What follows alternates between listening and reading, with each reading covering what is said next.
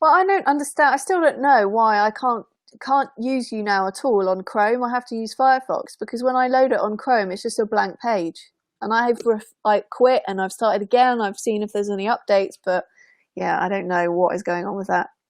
But yeah, like you've only got 15 minutes, so let's crack on. Sorry, Yeah. I do tend to like get on a rant and then start No, talking not at too all. much. It's brilliant. The all the chat, the better. Well, at least we've got loads of topics for future things. Exactly, yeah. Um, right, so da, da, da, da. I'm just looking at the questions to see what the key ones are. So I think this is quite important. Do you eat like with your wife, and do you eat the same things as she does? Like, is it affected the way that you eat as a family, or are you able to kind of be? Well, yeah, mostly I don't eat with my wife because I'll always do quite a lot of things that I'll make my meals and take them up to my bed and have them and such likes. Obviously, as well, because my wife's suffering with ovarian cancer, her recovery team prevent her from obviously be vegan, so Yeah, she's got to have like things like red meat and such like. So she eats different meals from me. But I try to get times where I sit down and have meals with my wife because I feel that's really, really important to actually enjoy the kind of times. And I know that having meals away myself is that's the eating disorder taking over because it's a kind of privacy type thing, and it'll get you into the point where you're worrying that, oh, even when I do sit with my wife, I'll be sitting and I'll say to her, "Are you watching me eating?" You know what I mean? Because that's the eating disorder voice kind of try to irritate things, I think. yeah. It's good that you can like sit down because it is definitely a bonding time, isn't it? And I think if you Exactly. don't have, well, people do it less now anyway. People just eat off their laps in front of the TV. We're no, I mean, my family is no better. My son kind of comes home from nursery and sits on his iPad and then just goes, "I want something to eat," and he doesn't even say please. I have to like go, you've got to ask nicely. But I think I need to try a bit harder with doing that. But it is really difficult to do when you've got like, Definitely. you know, certain rituals and things. Um, what are the main staples of your diet, and what do you completely ignore because of your eating disorder? Or is there anything that you physically can't eat because of damage that's been done? Yeah, well, the main kind of staple in my diet, sorry, is basically I love things like obviously tofu. I eat a lot of vegetables and rice, noodles. But I have noticed that like I'll take a lot of things like zero root noodles and zero rice and fill up with a lot of like a large plate with that and a lot of vegetables because it's a big volume and it basically makes you kind of filling yourself into eating more but a less calorie but filling you up because it's the large volume. Yeah, I do love things that obviously I love like vegan pizza, vegan cakes. I'll have things like that, but I've never really get in. I kind of avoided all my fear foods now. But I used to not be able to eat things like chocolate and cakes before I became vegan. But now I'm vegan. I can eat those. But the main thing I worry about eating and I still can't eat is anything that's fried. I just can't yeah, get over that. It's basically the kind of worry that there's calories in there that's going to be more, and I won't add any things like obviously oil to my food, but I do crazy things like I'll put like lots of ketchup on my meals and yeah. such likes as well. Yeah, it's vegetables. The thing is, like vegetables, most of the world you have to like get them to eat more vegetables because people don't eat enough. But for so many people I know with eating disorders, including myself, vegetables are like our best friends basically Exactly. because Low it's calorie, like high you volume. kid yourself. You kid yourself that you're being healthy by just eating those vegetables. I think I called you out actually on Instagram that you had zero Yeah, noodles because I recognised them. I yeah, mean, I do exactly the same. That's like my bog standard meal. So yeah. exactly. Do you ever have sweet cravings though? After you've eaten your so like how do you manage that if you have sweet cravings? Is there anything do you have any safe foods that are like sweet stuff? Yeah, well, I do get a lot of sweets, like kind of sweet cravings after I've eaten, and sometimes, like I say, I even get extreme hunger, like during the night and things. And that's one thing that I always say. I always tell people to try and listen to these hunger cues because that's your body trying to tell you that obviously it needs that. But I wish I could always practice what I preach in such ways. But when I'm getting the kind of hunger cravings and like sweet cravings, I drink a lot of things like Pepsi Max and such likes to kind of give myself that kind of no sugar but the kind of sugar kick in such ways. And I'll do things that I'll obviously have like sometimes I'll have like chocolate spread and peanut butter because though most people actually with eating disorders fear them because of the high fat and the calories, that's something that I can eat freely. I can actually go through like a whole tub of peanut butter and chocolate spread in one go. And Laura will tell you that. She says that. I'll have like pancakes and I'll like a whole tub of peanut butter and a whole tub of chocolate spread on each slice of the pancake. Is that because it feels like it feels like it's just a condiment, so you're just adding it, it's not actually like the main bit of it? Because I think so, to some extent. I don't really know that, but you're probably right. That's exactly what it is.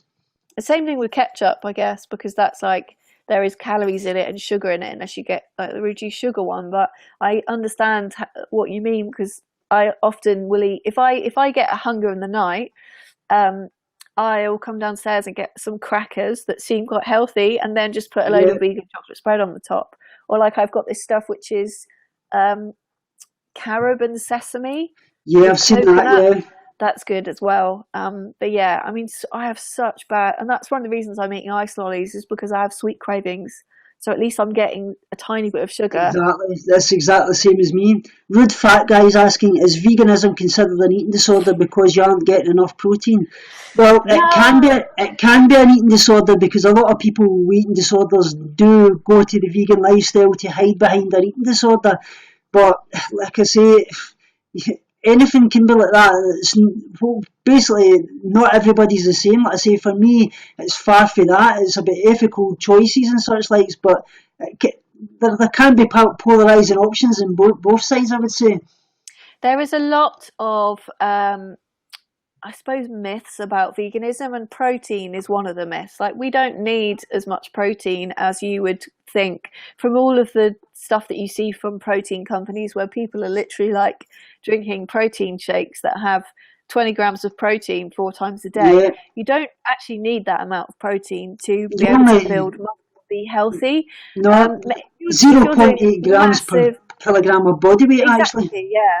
If you're very careful with your vegan diet, which people should be, because you do need to make sure you get everything, and because we're not used to eating vegan when we first start being vegan, lots of people do end up needing to supplement, and we need to supplement B12 because B12 is found in meat. But the B12 that's found in meat comes from the ground, so you're basically just eating secondhand B12.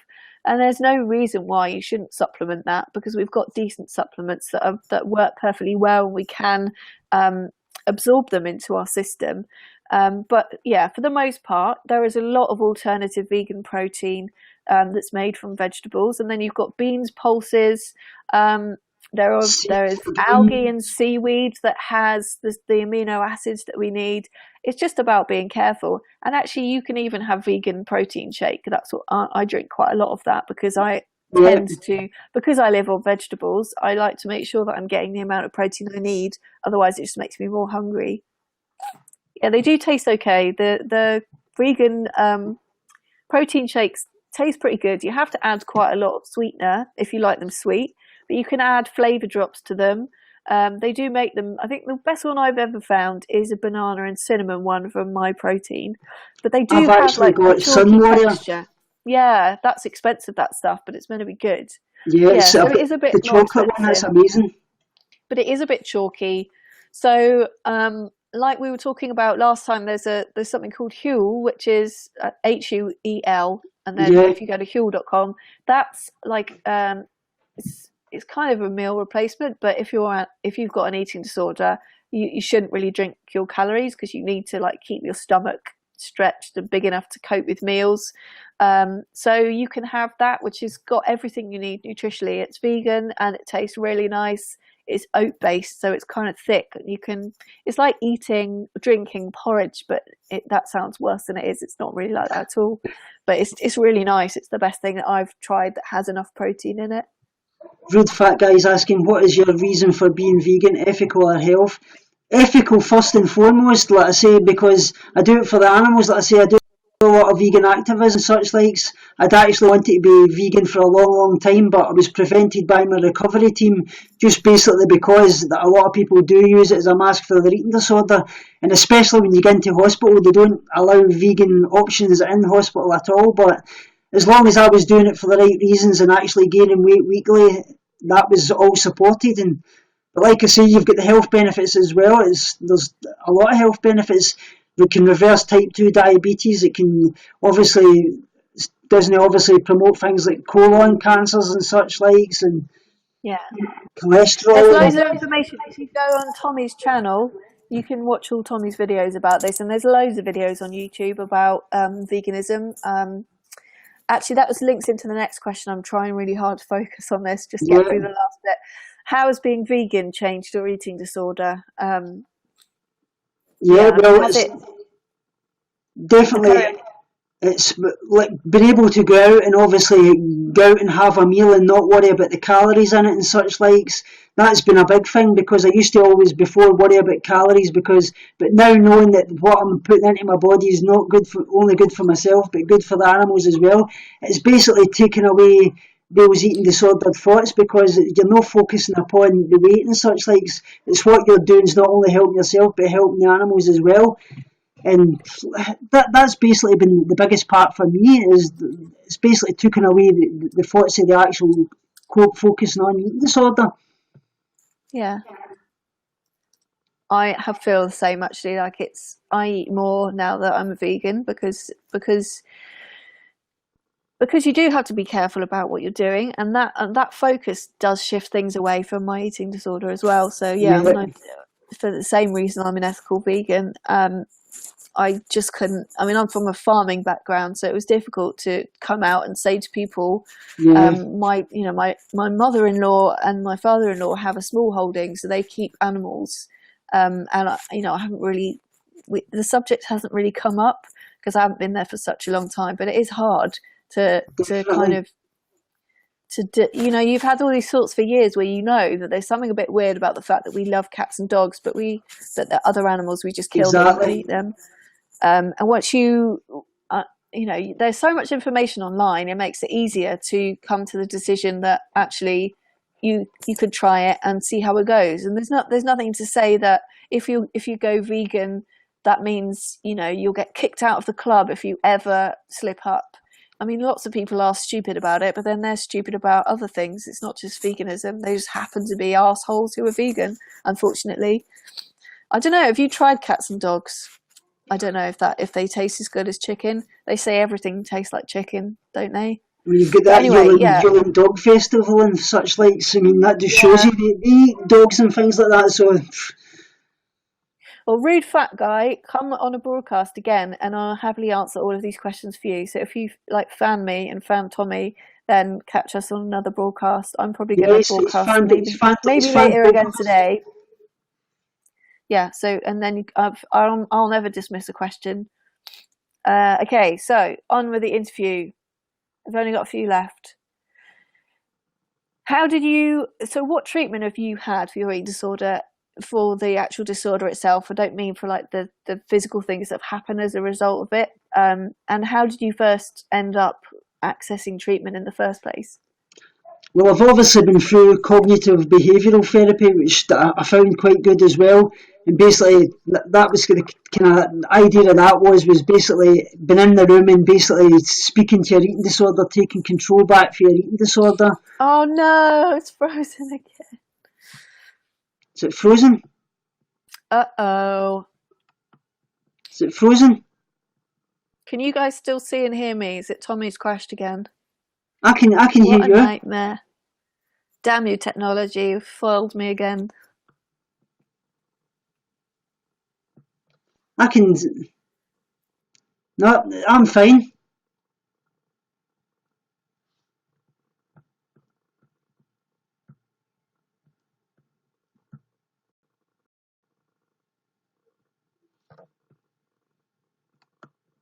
Can everybody hear me properly?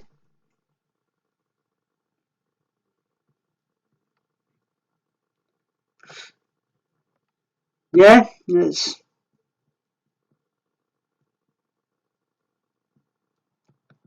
obviously a problem with white pariahs.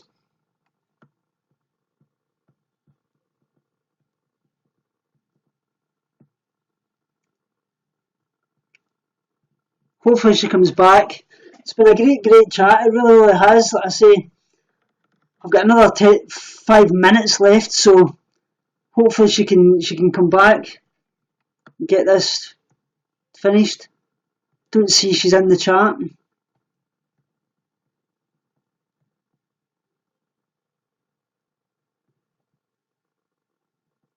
Yeah, it's been absolutely great. It's like I say, it's been letting a lot of things out that I haven't spoke about it before as well, which is really amazing. Like I say, talking about things like obviously the troubles that happened in my family. Rude fat guy. I'm actually Scottish. Fascinated with vegans. Yeah, like I say, it's about compassion for everybody. I don't know where she is. I don't know. I think she's lost a.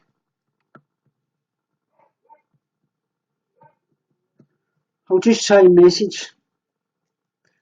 Yeah, we wanted to do that other accent.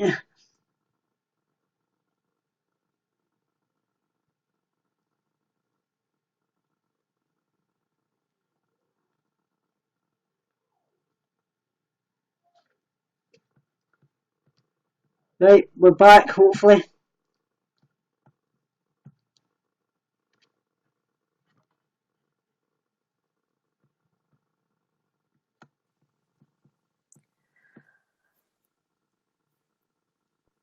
Oh my God. Hello?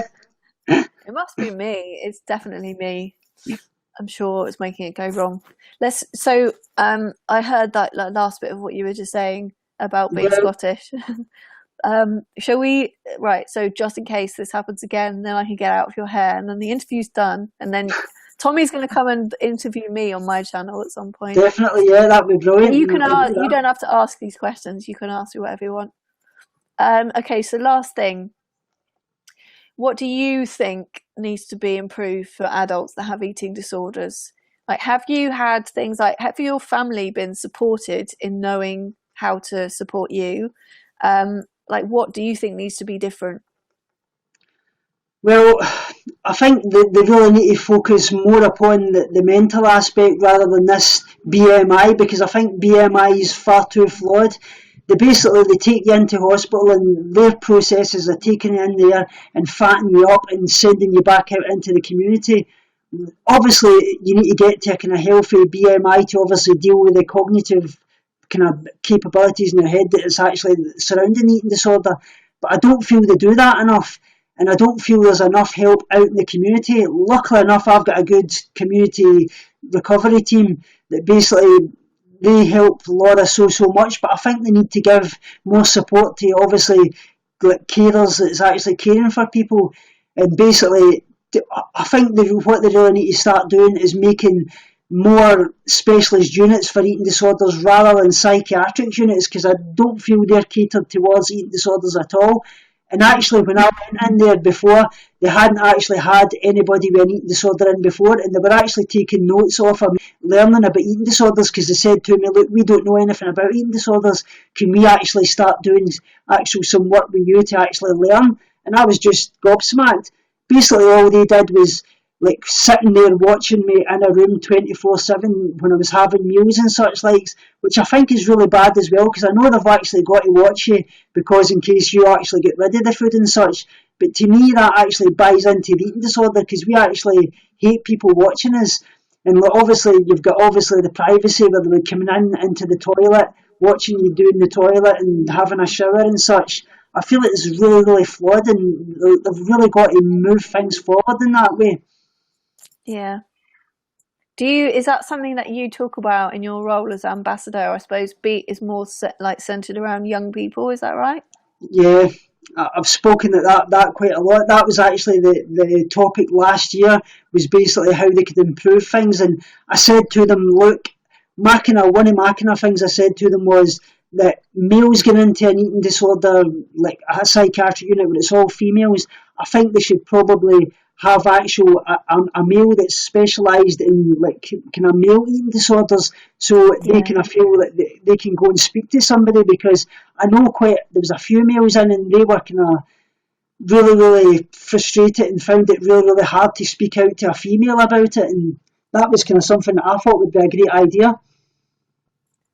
Yeah, definitely. I mean, I think it's very hit and miss. Still, because we have the NHS in the UK, it's very difficult to get standardised treatment because every single area funds their NHS services slightly differently. So over here, we do have some. Well, there's quite a lot of private eating disorder units, but like I said at the very beginning, they're not really geared up to adults.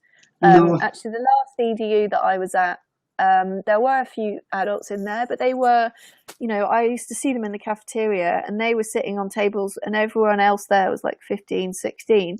There were like a few people that were there for years and years, and they basically were now living at this hospital because they couldn't physically gain any more weight. So they're kind of wasting their lives away in this place where they can't live their life properly. And that I don't think that's acceptable. I don't think unless you're in prison, why on earth would you? Why are you kind of beyond help? That doesn't make sense to me. So I no, think, because I even see a lot of the kind of community eating disorder places, and it's basically like for like services like up to 25 years old and such. But yeah, I think that's absolutely crazy, because you're even seeing a lot of it now. I've even seen one recently. A lady had started getting anorexia and bulimia in her early 60s and early 70s. So it affects everybody. yeah, yeah. There are a lot of people that actually, especially I think, for women, having a baby can be a trigger as well. So a lot of people that never had an eating disorder before use it as a coping mechanism, because it is when you've got a newborn, everything completely changes. You kind of lose your sense of self for a while, Yeah, and it can be a trigger for people. And there just isn't an infrastructure in place to cater for those people. So I think you're right. I mean, there's been a few steps forward in terms of people now know that men have anorexia, but like you say, you go to a treatment centre and it's all women, and you can't, like, you need to be able to relate to someone, and it's exactly. like uh, people who've never had a mental illness, when they're people that treat mental illness, again, that doesn't really make sense to me. Oftentimes you find people have gone into psychology or whatever because they've had their own experience when they're younger. I'm pretty sure that my psychologist that I've just finished seeing had an eating disorder, because she's very, very slightly built, and she looks like that she kind of got stuck at pre-puberty kind of a body. Yeah, That is kind of, it's a telltale sign for some people. Obviously some people are just naturally built that way, but I never wanted to ask her because it feels like wrong for me. I didn't want her to feel like I was prying, because that's yeah. it's not about her. She was meant to be treating me, not the other way around. So but I think a lot of people do use their own experience to then go and try and help other people. Exactly. But That's one thing I was going to say. A lot of people with eating disorders actually go on to do like things like become a psychiatrist, dietitian, nutritionist, and such like. It's because obviously that type of thing is obviously ingrained in them. Like I say, we basically know the content and calorie content, absolutely everything, yeah, right down to the minute detail. yeah. But I think there's lots of things that we can do that we've already talked about, and it would be good to get some of these things started. So when, Definitely. like, Tommy and I will talk about this, guys, like offline, and we'll come back with a plan, or Yeah, at least some ideas what we're going to do, and then we'll, we also should do that vegan labeling thing. So like, let's chat about definitely that, we'll and do then we'll that. have to like mobilize the vegan army on YouTube and now to get it going. Yeah, definitely. But So it's been absolutely great. yeah, thanks so much for answering the questions. And yeah, let's like do this Welcome. It was in brilliant. reverse on my broadcast soon. We will do, definitely. And take care of yourself, Hope you have a lovely and day, and I'll see you speak to you later, soon. you guys in the chat. Thanks for the questions. Always really good to speak to you all. All right, speak to you soon, Thanks very Tommy. much. You as well. Speak to you soon. Have a great day. You too. Take care. Bye.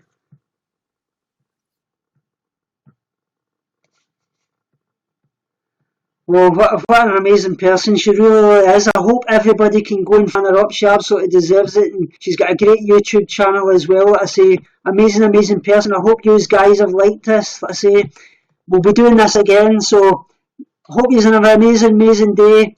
Sending you all my love. And remember, as always, binge on life, purge negativity, and starve guilty feelings. And I'll speak to you all in the next broadcast.